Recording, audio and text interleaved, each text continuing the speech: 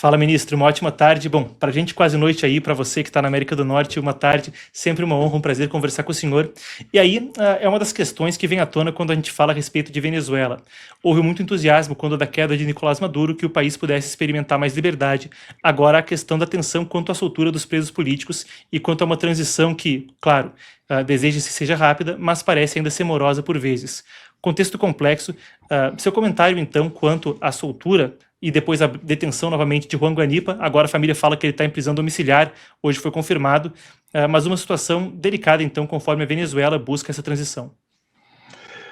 Pois é, Marcos, obrigado pela oportunidade de estar aqui discutindo esse tema que realmente me envolveu pessoalmente, né? Porque era fundamental para o Brasil, como continua sendo, né? A história da América do Sul, cada vez mais, é uma história única, onde se você tiver um país tão importante quanto a Venezuela ainda parcialmente nas mãos do Foro de São Paulo, do bolivarianismo, isso afeta, claro, o Brasil, eles continuarão sendo uma plataforma para tudo aquilo que é de ruim também no Brasil. Mas, enfim, especificamente quanto ao Juan Guanipa, eu acho assim, a Delcy Rodrigues e o seu esquema lá, que sobrevive, né, do chavismo, do madurismo, está querendo mostrar poder, né, para dentro, né? Ela quer deixar o povo venezuelano, a meu ver, pisando em ovos ainda, com esse governo que está lá. Só, tá, os Estados Unidos vieram, pegaram o Maduro, eu digo que estou cooperando com os Estados Unidos e tal, mas não bobeia não, porque eu continuo aqui, continuo mandando. Então, acho que essa é a sensação nas ruas de Caracas, nas ruas da Venezuela, só, o poder continua na mão desse pessoal aí. Pode ser que mude e tal, mas esse é o sinal que ela quer passar. Né? Deixar as pessoas intranquilas, não comemorando muito, sabendo, olha, pode ter aqui um madurista do outro lado da rua para me pegar, uma milícia, aquelas milícias que eles têm, né, os coletivos, para intimidar as pessoas e tal. Então, eu acho que ela está explorando os limites, né, que a atual situação, que é muito sui generis, né? A situação de uma ditadura interina, como algumas pessoas estão falando, lhe oferece. Né? E, ao mesmo tempo, ela dá sinais positivos, a própria libertação de muitos reféns. Agora, hoje, eu vi a notícia de que a Venezuela vendeu aí um carregamento de petróleo para Israel, né? Então, está mudando, mas, ao mesmo tempo, para dentro, ela dá esse sinal de que continua no poder. Se me permite, só mais um aspecto, continuação dessa interinidade, né? Nada no mundo fica interino por muito tempo. Né? Daqui a pouco tem as midterms nos Estados Unidos e, aparentemente, o pessoal da Maria Corina, enfim, os democratas venezuelanos estão com medo que chegue as midterms nos Estados Unidos e, se houver uma vitória democrata, os Estados Unidos possam, de certa forma, se retrair. Né?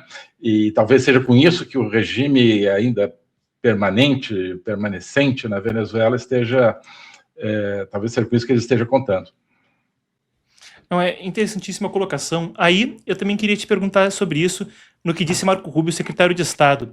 Ele recentemente até depôs ao Comitê das Relações Exteriores do Senado dos Estados Unidos, e ele estava falando a respeito da situação na qual é um processo de 3 fases. Primeiro, a retirada de Maduro e uma tentativa de estabilizar e gerar um framework, uma arquitetura de prosperidade econômica com o petróleo, parar de enviar preços subsidiados para pagar dívida com a China e levar a mercado com supervisão americana. Depois, eventualmente, uma fase de estabilização política, e aí então eleições livres e uma tentativa de normalizar e ter uma Venezuela amigável. A gente tem aqui até um trecho da fala dele no Congresso americano, vamos conferir. We are much further along on this project than we thought we would be, given the complexities of it going into it. And I recognize that it won't be easy. I mean, look, at the end of the day, we are dealing with people over there that have spent most of their lives living in a gangster paradise. So it's not going to be like from one day to the next, we're going to have this thing turn around overnight. But I think we're making good and decent progress. It is the best plan, and we are certainly better off today in Venezuela than we were 4 weeks ago. And I think and hope and expect that we'll be better off in 3 months, in 6 months, in 9 months than we would have been had Maduro still been there. So thank you. Bom, aí está então, estamos melhores do que se Maduro estivesse lá. E aí eu te pergunto, até com seu conhecimento a respeito da máquina pública americana e brasileira, bem, como é factível a implementação de um projeto como esse? Você acredita que há um cronograma que é realista quanto à implementação disso? O governo americano disse que não quer dar datas para essas fases, mas sua análise a respeito desse processo em 3 fases, então, e a possibilidade de progresso, como você vê agora? Pois é, Marcos, eu entendo a posição de não colocar datas nesse momento. Eu acho que o Marco Rubio está falando de maneira sincera ali, quando ele diz que realmente houve avanço bom.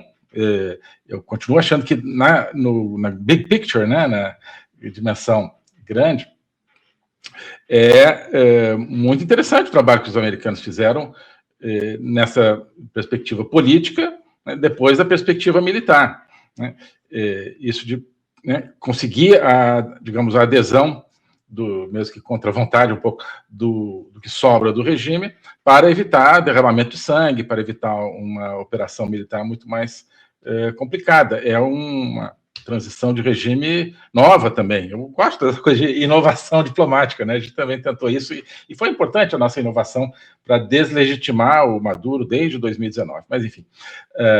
Agora, também conversando com amigos venezuelanos, eu acho que é fundamental que eles marquem uma eleição para algum momento relativamente antes das midterms dos Estados Unidos, que são no começo de novembro.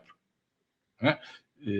Estou aqui falando que as pessoas têm me falado, mas eu acho que faz sentido, porque os venezuelanos, ao se verem livres do Maduro, claro, deram um imenso, digamos, cheque de confiança, né, aos próprios Estados Unidos. A imensa maioria apoiou a ação, né, beberam um pouquinho, né, de água de esperança, né, isso saciou a sede durante um momento, mas daqui a pouco pode se criar uma desesperança, uma sensação de, olha, realmente não vai dar mesmo, esse regime vai continuar para sempre, e uma desmobilização, portanto, das pessoas. Isso aqui acho que não pode acontecer, isso acontecerá se não houver a marcação de uma eleição ou um calendário para efetivar a eleição que já houve, né? Talvez seja uma alternativa também, olha, foi eleito aqui o Edmundo Gonçalves, pode ser também, não necessariamente uma nova eleição.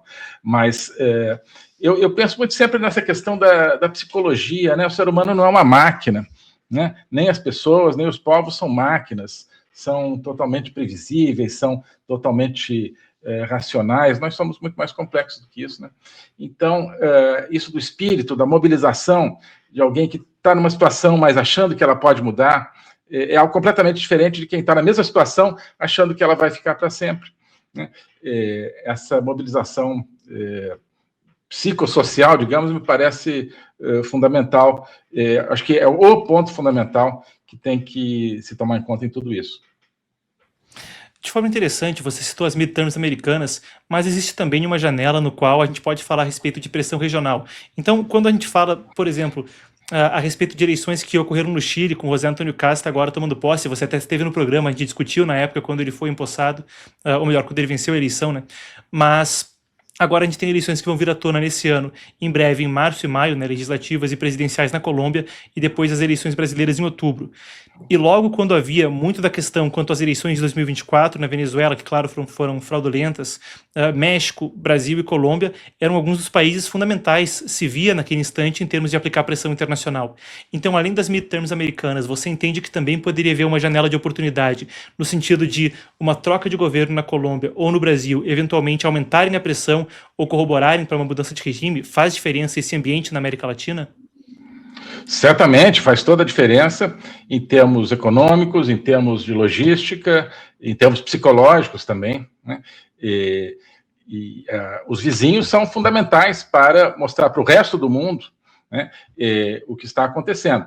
Né? Também uma coisa seria os Estados Unidos terem o poder de fazer aquilo que estão fazendo, mas se os vizinhos estivessem condenando, isso geraria internacionalmente uma opinião desfavorável. Não, a Colômbia já, né, se acomodou aí mesmo com o Gustavo Petro, Chile e Argentina apoiam, assim, Chile no caso do presidente eleito, né, o Castro, e Milei apoiam a ação americana, Equador, Bolívia, todos, Peru, todos com diferentes matizes apoiam, e o Brasil criticou menos do que se esperava, porque o Lula está querendo agradar o Trump, né, já faz alguns meses, né, e criticou bem menos e mobilizou diplomaticamente bem menos recursos do que se esperava contra isso aí. Então, o contexto regional é fundamental. E pode mudar em favor da democracia venezuelana com uma eleição na Colômbia, né? Embora Petro já esteja, digamos, muito mais agora no lado que não legitima mais a Delcy Rodrigues e o madurismo, mas seria melhor realmente ter um presidente comprometido com a democracia na Venezuela, presidente, portanto, de direita na Colômbia. Deve acontecer. Estima-se que aconteça, e igualmente no Peru. O Peru é um país muito importante, tem muito refugiado venezuelano no Peru, o país que era a sede do Grupo de Lima, né, e o presidente do Grupo de Lima, que era o mecanismo que a gente tinha para justamente tentar combater diplomaticamente a ditadura Maduro. Então, se houver uma eleição, e se hoje tem um presidente interino, que é mais ou menos de direita, mas se houver uma eleição que consagra um presidente de direita no Peru, isso ajuda. E aí vem a questão do Brasil, né? Vem a questão do Brasil. Eu acho que é fundamental que o Brasil se alinhe definitivamente e sem nenhum subterfúgio com uma transição democrática na Venezuela. Não é o que o Lula fará.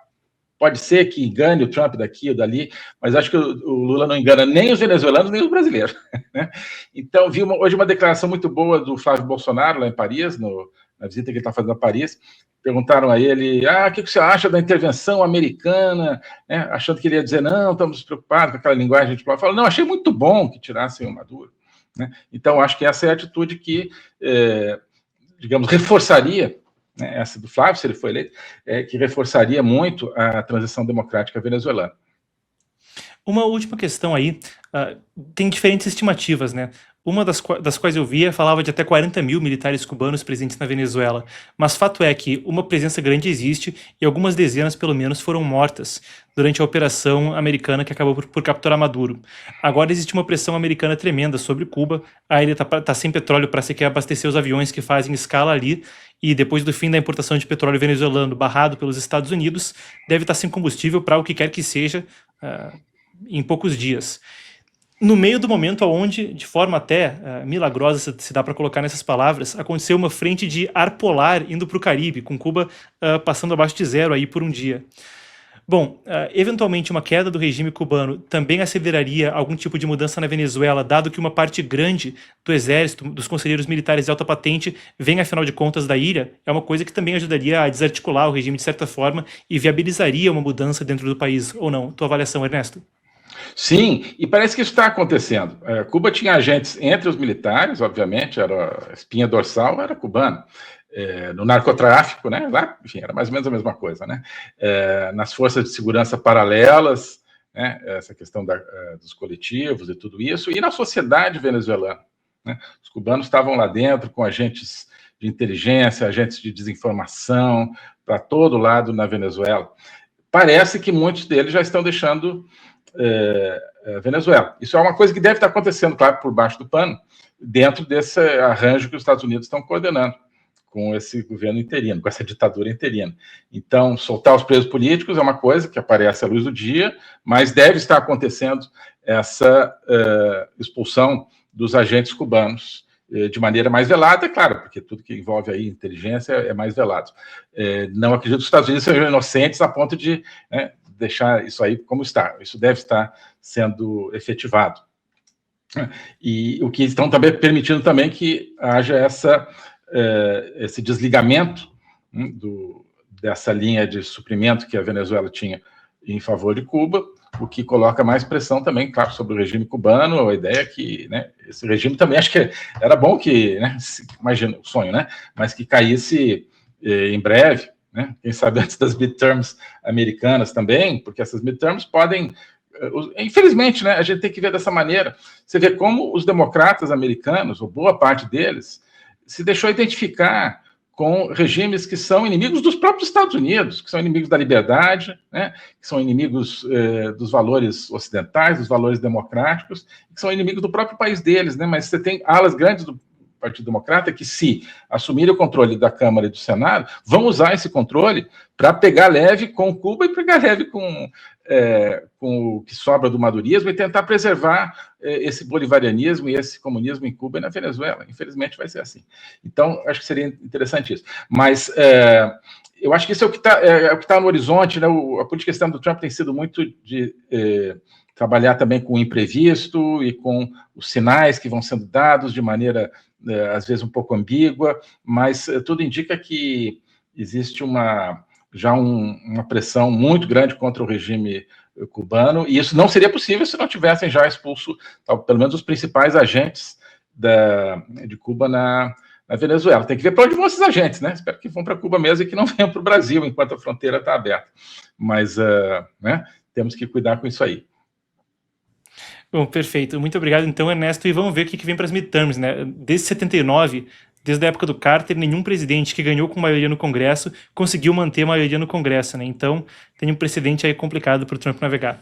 Muito obrigado, então, ao ex-ministro Ernesto Araújo, eterno ministro das Relações Exteriores. Muito obrigado por nos atender novamente.